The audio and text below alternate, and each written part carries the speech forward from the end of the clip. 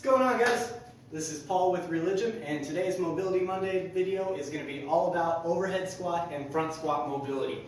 So, I know we've been laying off the videos for a little while, but we're going to get back at them now every week again. So we'll be having our Mobility Mondays videos and Technique Tuesday videos. So, if there's anything you guys want to know, anything we can help you out with, please put a comment in the box below, and we'll get right back to you. So, we have been getting some questions from a few people on overhead squat and front squat mobility. They're saying that it's very tough for them to get into those positions, especially getting the depth that they need to actually make the squat count, getting below that 90. So usually that comes down to one of three things. Shoulder immobilities, hip immobilities, and ankle immobilities. So I'm going to run you through one banded mobility exercise for each one that I really think works very well for these specific things. So we're going to get started. Move this barbell. With the top one, we're going to start from the top down. So those shoulders.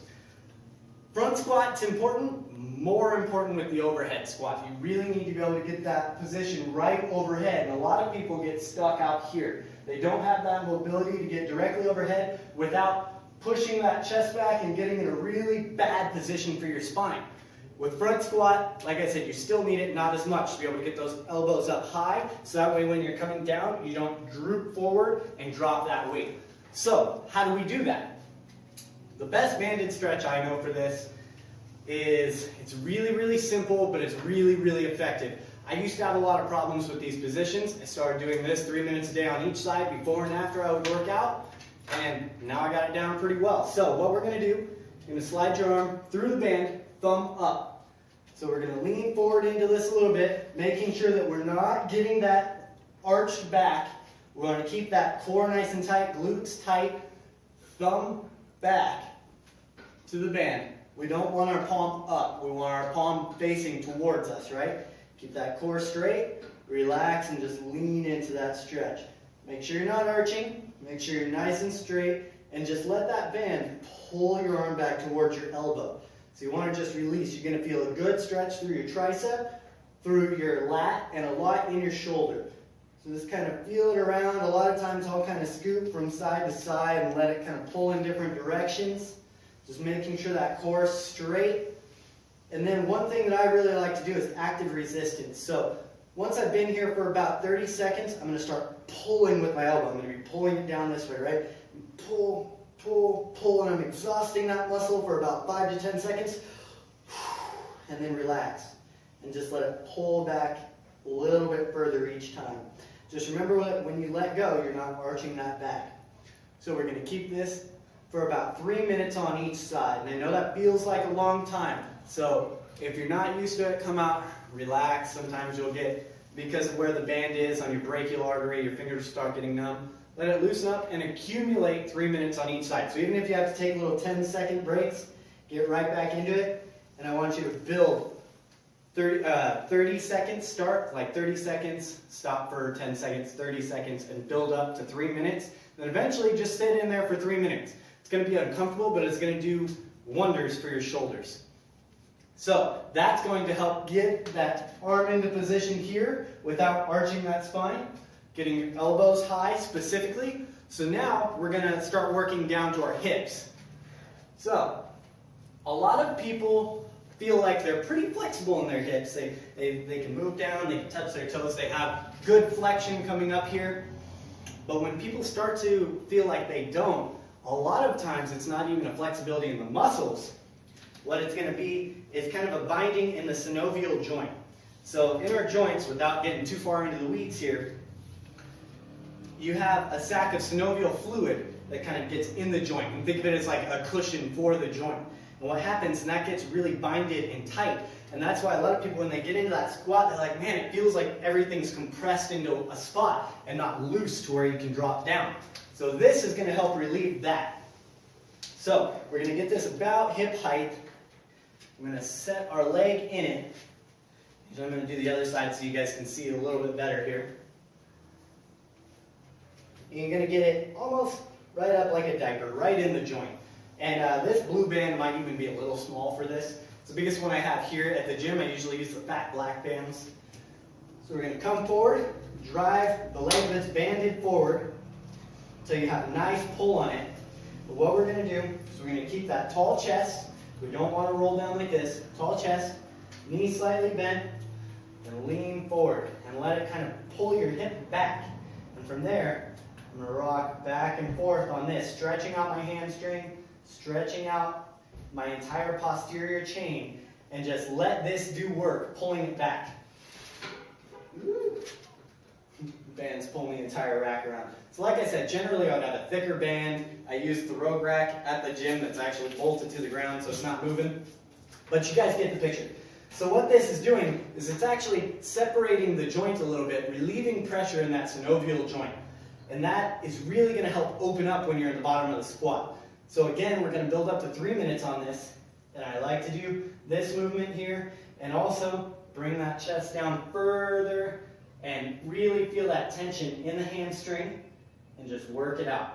Just go back and forth, work it out. You can straighten that joint and sink into it further if you want to. You can start twisting here, but really just get some pressure, pulling that hip back and separating that joint. So, like I said, you're going to accumulate 3 minutes on each side like that. And I promise you, you take a before picture of where your squat depth is even here, I can feel myself sinking to my right side even after like that 30 seconds. If you take a squat picture before it, you do that synovial joint release, and you're going to be sitting so much deeper into that squat, and it's going to feel a lot better. So, the limiting factor, though, on whether you can squat down to that depth is ankle flexibility. So, a lot of people, they'll start getting deep into that squat, and unless they lean their back forward like this, or reach with their arms, they tip back onto their butt. Because they don't have that ankle flexibility to really sit in this pocket and feel comfortable without tipping. So, how do we release that? I'm going to use the same band. I'm going to lower it down a little bit further, get it right at ankle level. And we're going to use distraction compression. So, we're going to use a lot of the same principle here. Going to put our foot in it, right on that ankle joint. Switch leg again. I don't know why I do that every time. But, so we have it. I'm going to bring it nice and far forward, walk it forward. And what we're using the band for is a distraction in the joint. Again, without getting too far into the weeds, if your brain, when it's sensing different sensations, it has a hierarchy of what's more important. Physical pressure is pretty far up there. It's right there with pain. So, if we can do that, it relaxes the joint from worrying about how far it's actually bending because it's focusing on the pressure of the ankle. So, we're going to get here. We're just going to keep that heel on the ground and start driving that knee forward. Come back a little bit, drive forward. So I like to sit up in this position because it also compresses the hip, right? We can actually come in here, start working on the hip at the same time.